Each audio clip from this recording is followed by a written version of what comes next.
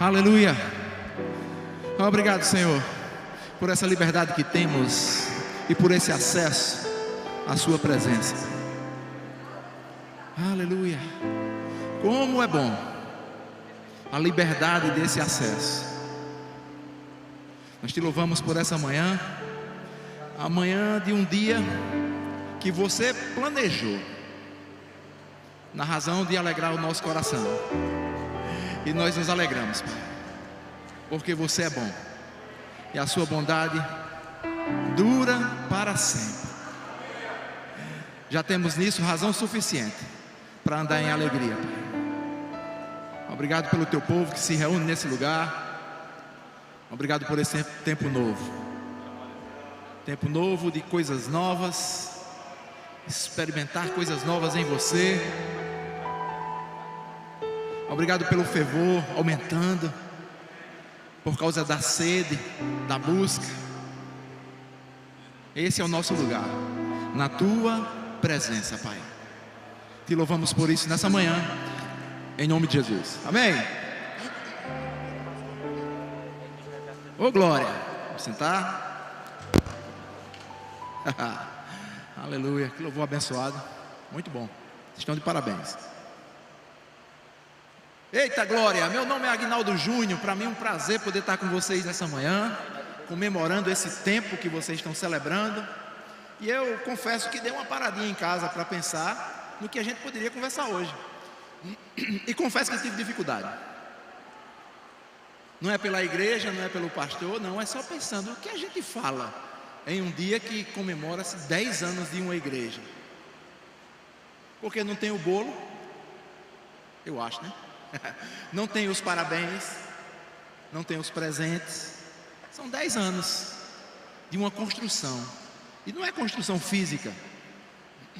Mas eu quero confessar uma coisa para vocês. Quando eu cheguei aqui hoje, eu já vim várias vezes aqui, mas quando eu cheguei hoje, eu parei o carro ali, desci e subi, fui recepcionado, subi, fui para ali. E em mim testificava uma sensação de um tempo novo nessa igreja. Eu não sei o que as pessoas que passaram por aqui pregaram. Eu sei que foram homens de Deus e com mensagens de Deus, mas foi fácil perceber isso ali. Depois a gente conversou rapidamente e o pastor testemunhou de algumas coisas que estão acontecendo. Depois eu desci e comecei a sentir esse clima de que a sensação é como se um ciclo tivesse fechado e outro ciclo está começando. É como uma virada de uma chave, não é assim? Deixa eu te dizer uma coisa. No ciclo que se inicia, nós não podemos nos comportar como no ciclo que acabou, porque para cada ciclo tem um tipo de comportamento. E esse talvez seja o grande problema que muitas vezes nós enfrentamos, é que a gente deseja tanto o ciclo novo que antes dele chegar a gente quer exercê-lo, não dá certo. Ou a gente vai para o ciclo novo e tem tanta saudade do antigo que fica preso lá, também não dá certo. Em ciclos novos, novos comportamentos. E é fácil perceber que isso está atingindo a vida de vocês. No meu espírito eu testifico isso facilmente. E eu fiquei pensando, rapaz, 10 anos, quanto tempo, né? Quanta coisa que foi feita, quantas pessoas que foram alcançadas. Mas aí Deus falou comigo, isso é passado. Sabe o que nós podemos fazer pelo passado? Nada, porque já passou. Mas o presente tem uma relação muito afinada com o futuro. O meu futuro eu posso programar hoje. O que eu faço hoje vai me mostrar o que vai acontecer amanhã na minha vida. O que vocês estão vivendo hoje é o fruto das coisas que vocês fizeram lá no passado. Agora deixa eu te dizer uma coisa, sem querer te desanimar no dia do aniversário. Pode ser que as coisas que foram feitas e trouxeram vocês até aqui, poderia ser que vocês estivessem em um local melhor. Eu não falo local físico. Vocês estão entendendo? Porque entre as coisas que nós fazemos, todos nós temos um volume de acerto e um volume de erros. Mas nos trouxe até aqui. E para as coisas que estão por vir, para o meu futuro, vai ser o resultado dessa diferença entre os meus acertos e os meus erros hoje. Eu construo o meu dia de amanhã hoje. Por isso a importância do momento presente, do que nós estamos vivendo agora. Amém? Eu queria ler com vocês, não precisa se abrir, um texto da palavra que vai nos nortear um pouco para o que nós vamos conversar aqui.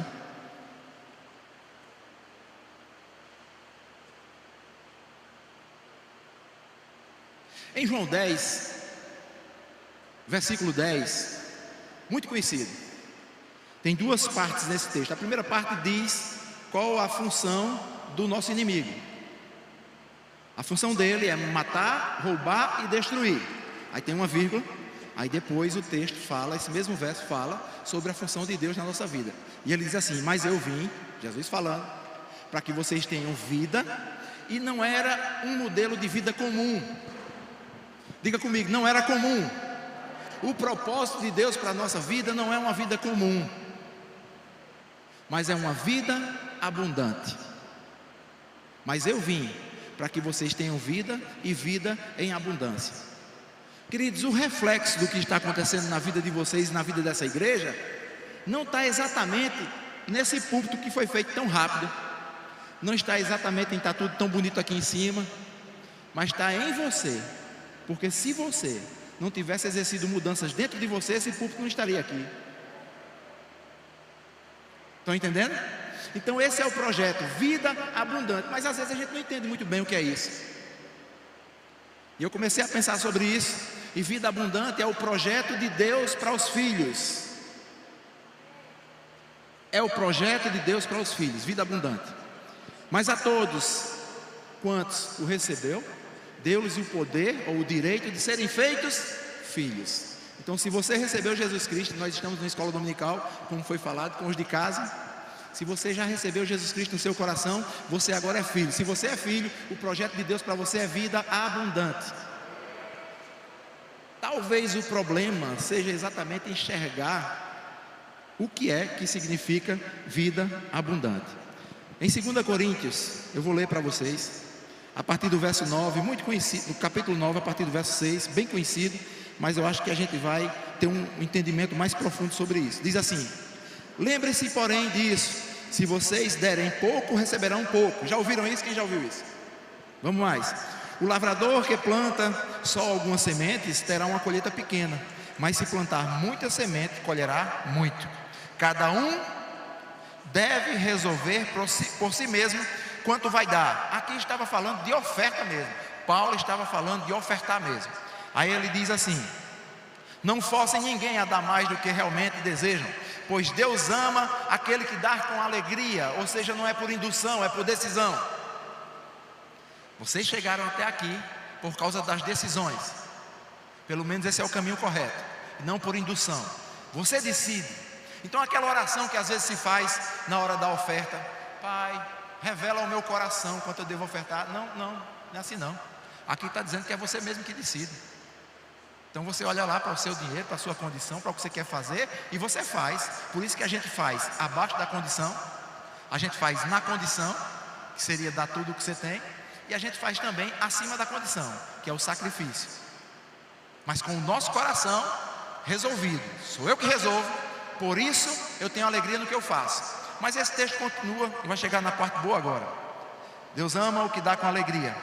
Deus pode ajeitar isso para vocês, dando tudo o que vocês necessitam e ainda mais.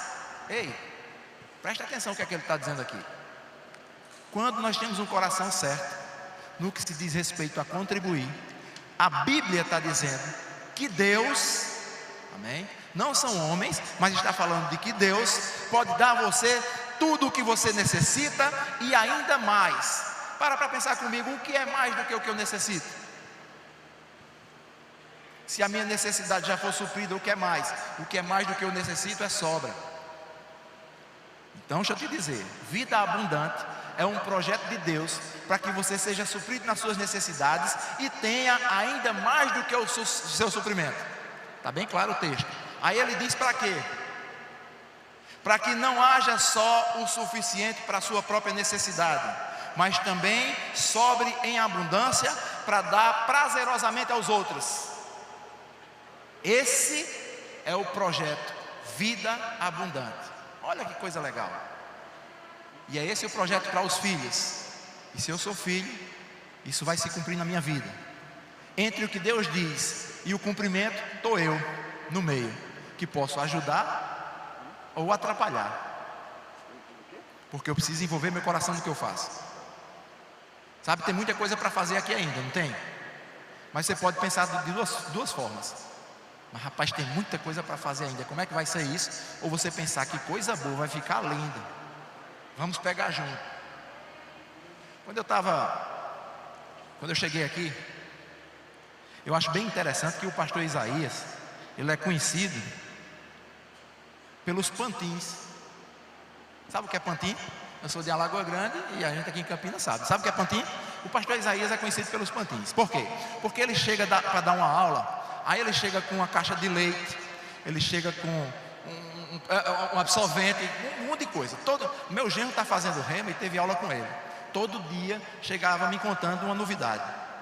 E eu já fui para muitos lugares onde ele sobe com uma palavra de Deus, e para que a coisa fique fácil de entender, ele acaba fazendo algum movimento, ou esse pantinho que eu estou falando, para que a gente possa entender mais fácil. Sobe com um pedaço de pedra, com um pedaço de pau, mas você vai entender o que ele quer dizer, porque é Deus falando através dele.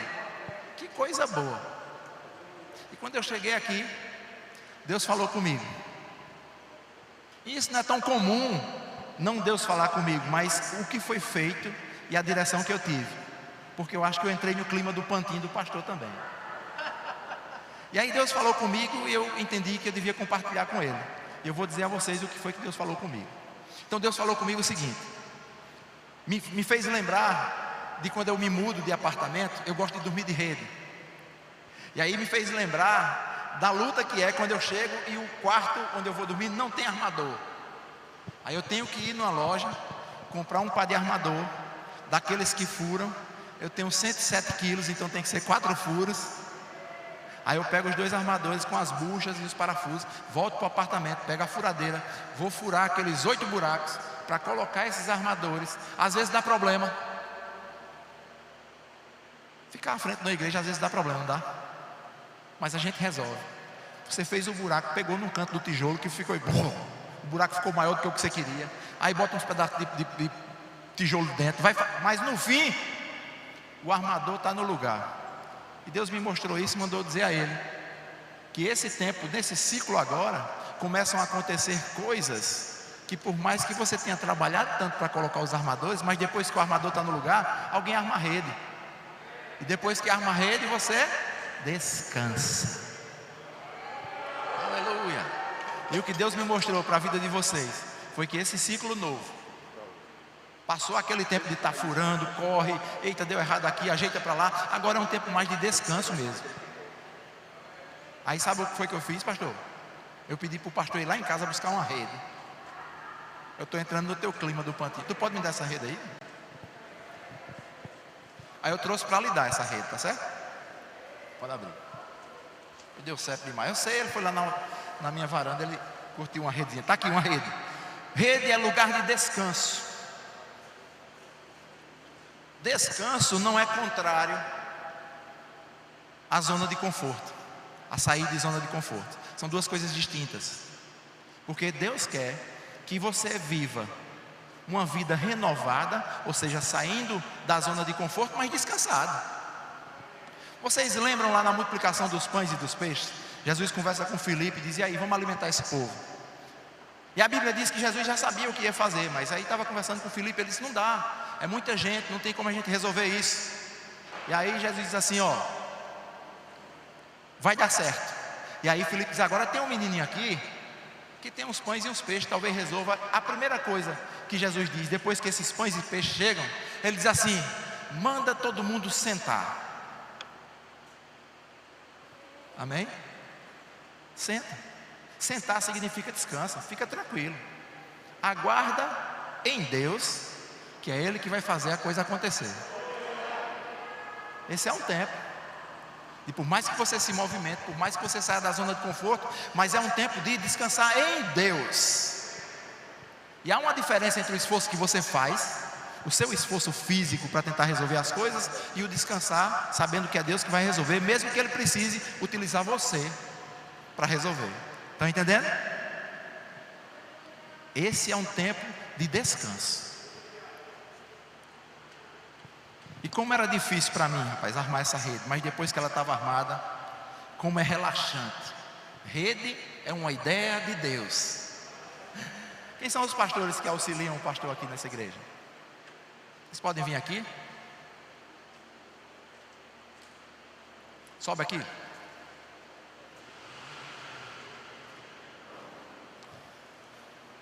Pega um punho aqui.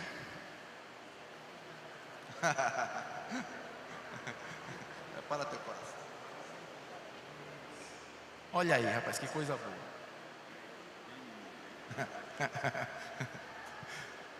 Esses são os homens de Deus que Deus levantou nesse tempo para providenciar o descanso.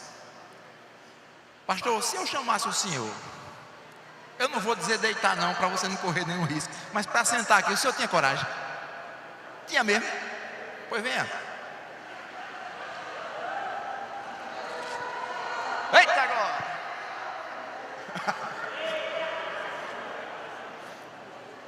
Ei, vem mais para perto. Deixa. Isso. Segure, segure.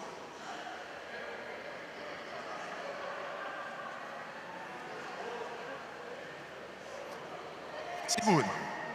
Tá tranquilo aí? Tá pesado? Tá pesado aqui? Quem é que pode vir ajudar? Corre, corre. Quem pode ajudar de um lado e do outro aqui? Isso, isso. Diminuiu o peso, Pedro? Ficou mais tranquilo? Tenha medo não, pastor, vai dar certo. Alguém pode tirar uma foto dessa cena aqui? Vou até sair do meio. Ei, com direito a balanço. Esse é o tempo de Deus para a sua vida, pastor. Você levantou pessoas. Era o tempo de furar a parede para botar a bucha e botar o armador. Está aqui, ó. O armador chegou, a rede está armada, e esse é um tempo de descanso da parte de Deus. Você vai ver o que vai acontecer. As coisas vão chegar de forma inesperada. De forma inesperada. Sabe como é que chega? Chegar além daquilo que você deseja. Isso é o descanso em Deus. Aleluia, aleluia. Não fica olhando para mim com essa cara não, que é até 12 horas, viu? Fica tranquilo. Isso. Isso mesmo. Sabe, queridos, aqui é só uma cena. Vocês podem ir soltando devagarzinho. Ele fica em pé aqui. Chega, pastor, que eu estou aqui também para lhe ajudar, viu? Sabe por que vocês tiveram que fazer muita força? Porque na verdade, uma rede para ser armada, ela tem que estar chumbada em um outro lugar. E esse lugar é Deus. A casa é construída sobre a rocha, lembra disso? Então chegou esse tempo em que não vai precisar nem que vocês façam esse esforço todo, porque agora vai ser colocado o punho no armador, e o armador está chumbado. Esse é o plano de Deus para a vida dessa igreja, para a vida de vocês. Vocês vão ver o que vai acontecer nesse lugar, queridos. Sabe aquilo que você deseja, aquilo que você já pensou? Vai ser muito mais, porque Ele é poderoso para fazer infinitamente mais do que tudo aquilo quanto pedimos ou pensamos, conforme o espaço que é dado para a operação do seu poder. Só isso que Ele precisa, espaço para a operação do poder. Amém? Aleluia, aleluia.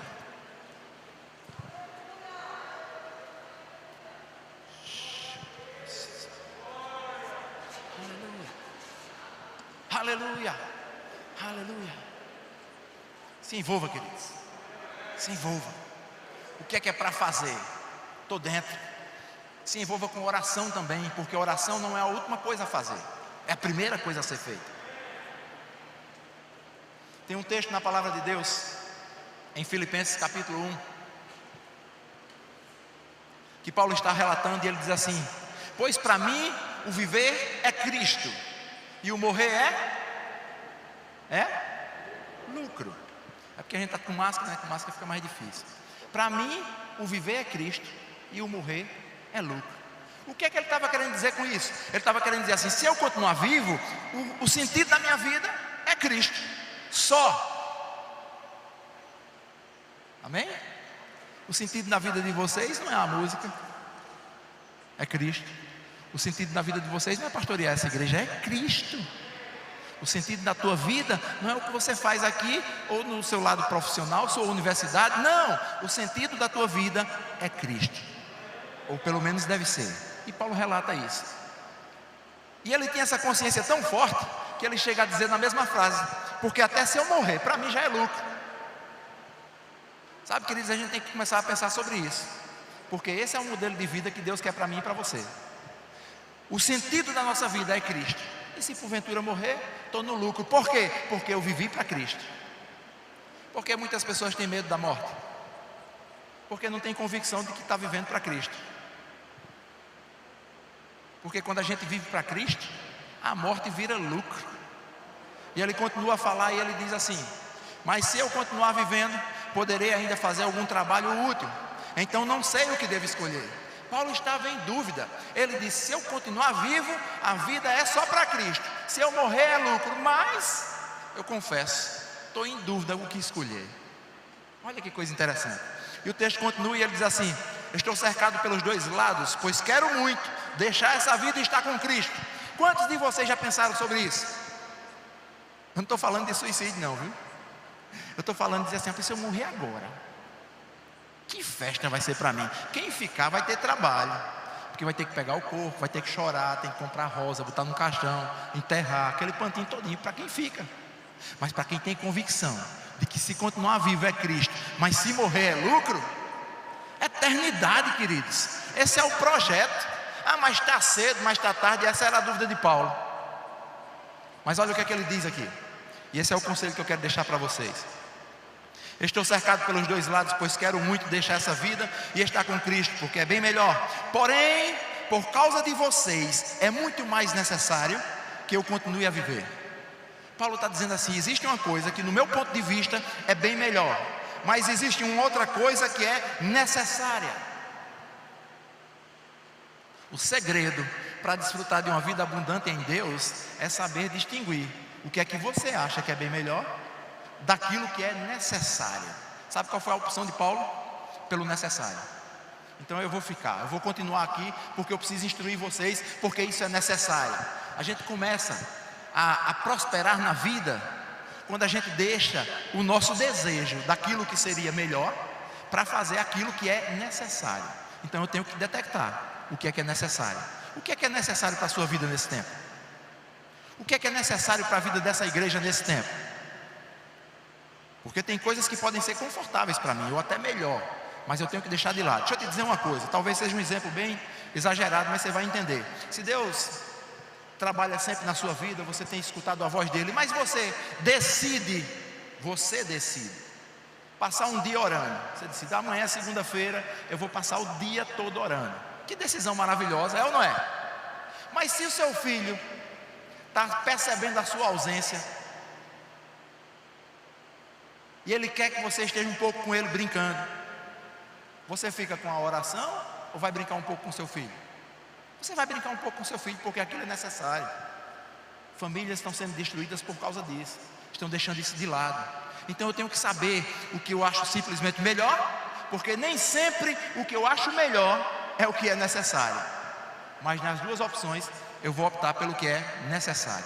E o texto continua e Paulo diz assim: e como estou certo disso, sei que continuarei vivendo e ficarei com todos vocês para ajudá-los a progredir e a terem a alegria que vem da fé.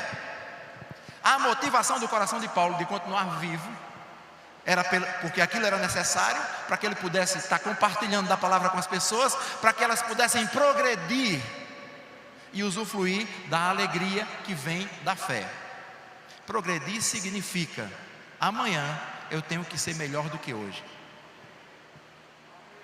Esse ciclo novo dessa igreja exige isso. Progredir significa se santificar, melhorar a cada dia. E isso não tem a ver diretamente com o volume do que você faz, mas com a qualidade do que você faz. Por isso que nem sempre tomar uma decisão de passar um dia todo orando quer dizer que aquilo vai ser transformador para a sua vida, se há outras necessidades. Estão entendendo? Então eu tenho que promover para a minha vida esse crescimento, essa mudança diária. E uma outra coisa que ele aconselha: eu vou ficar aqui para que vocês possam desfrutar da alegria que vem da fé. Se ele diz assim, eu acredito que é porque tem uma outra alegria que não vem da fé. Quando a Bíblia diz assim: Deus procura os verdadeiros adoradores que adorem ao Pai em espírito e em verdade, eu posso julgar que existem falsos adoradores. Porque se ele está procurando o verdadeiro é porque tem outro modelo, e o outro modelo do verdadeiro é o falso. Se o verdadeiro adora o Pai em espírito e em verdade, eu diria que o falso adora o Pai dele na carne e na mentira. E aqui está dizendo, uma alegria que vem da fé. Não é aquela alegria que a gente sente quando tem uma conta para pagar e consegue pagar. Que alegria, que alívio. Não, não é essa. É uma alegria que não vai depender se a conta está paga ou se não está paga. É uma alegria que não vai depender das circunstâncias. Paulo viveu esse tempo. Paulo tinha esse modelo de vida. E quem foi Paulo?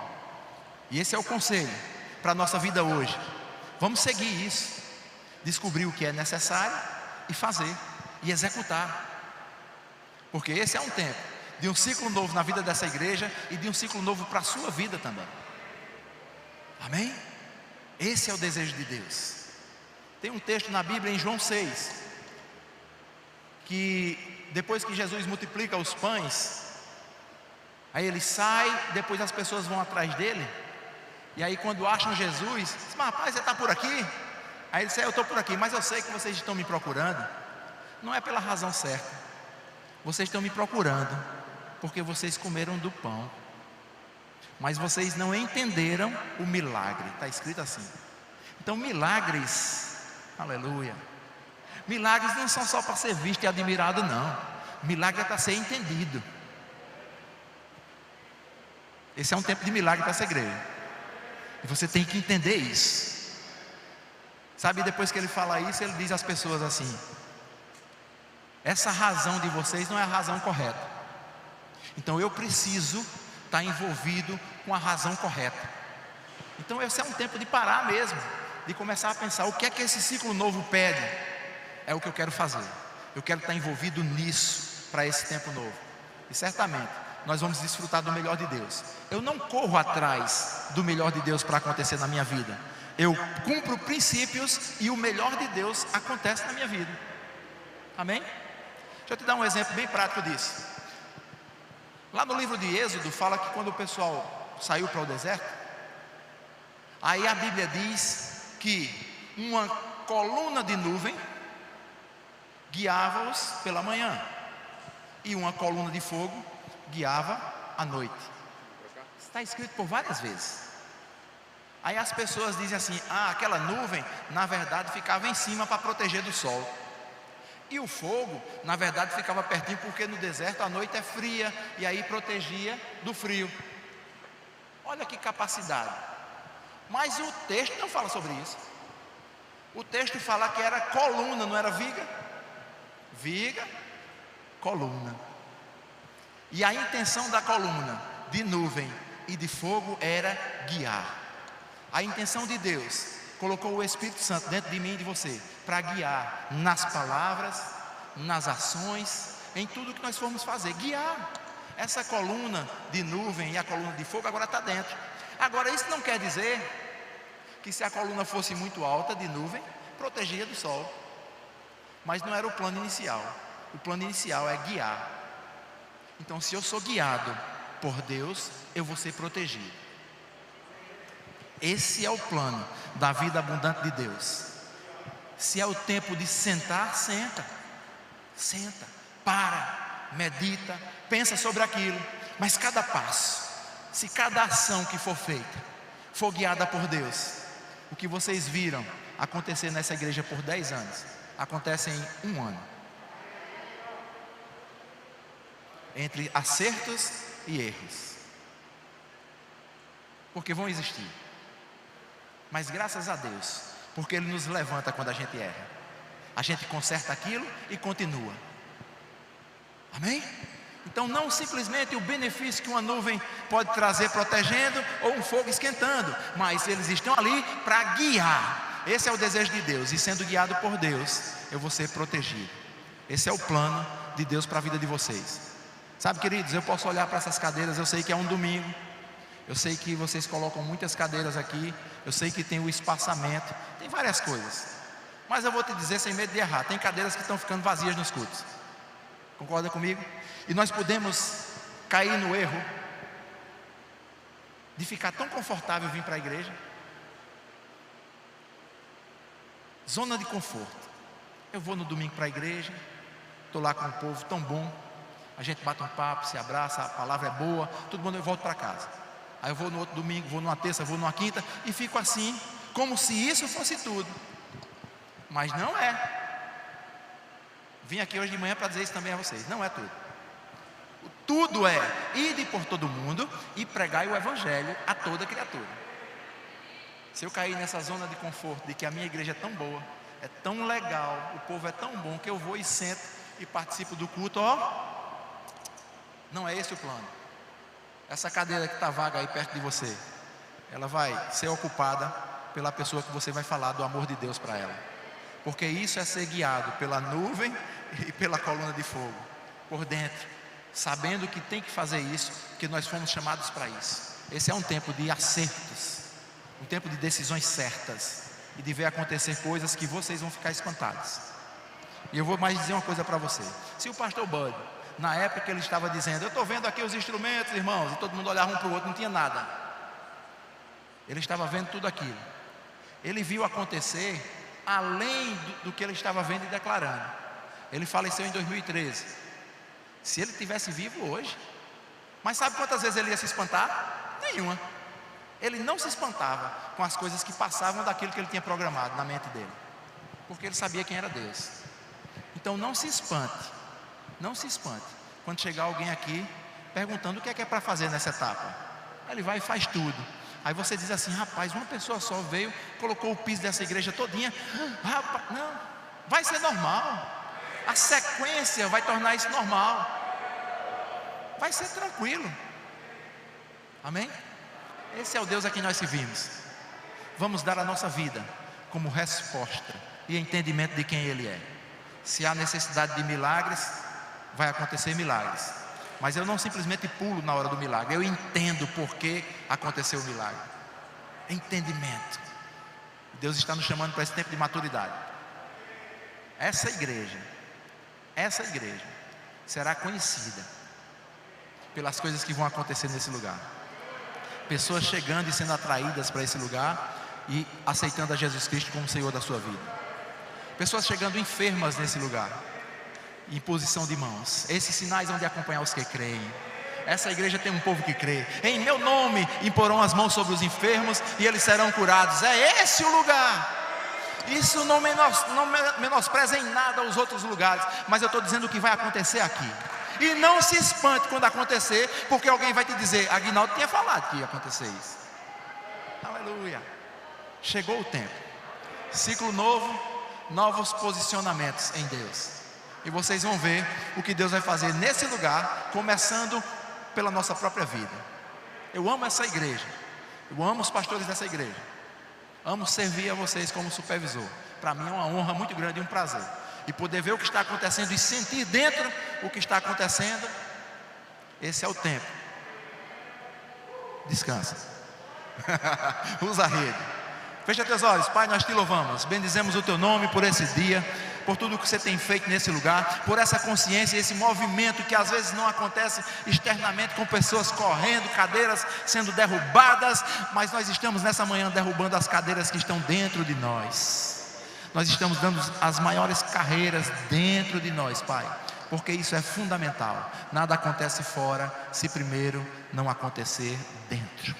E nós queremos te pedir para que essa nossa igreja que está dentro de nós possa ser reformada, Pai. Se existe necessidade de piso na nossa igreja nova aqui dentro, que chegue o piso. Se há necessidade de forro, que chegue o forro primeiro nessa igreja que está dentro de nós. Certamente as coisas vão acontecer fora como um reflexo daquilo que você é. Pai, eu declaro sobre as pessoas desse lugar experiências maravilhosas com você, grandiosas com você, Pai. Eu declaro um tempo de fortalecimento, um tempo de ver acontecer aquilo que está projetado no coração delas, em nome de Jesus, amém. Glória a Deus. Obrigado, pastor.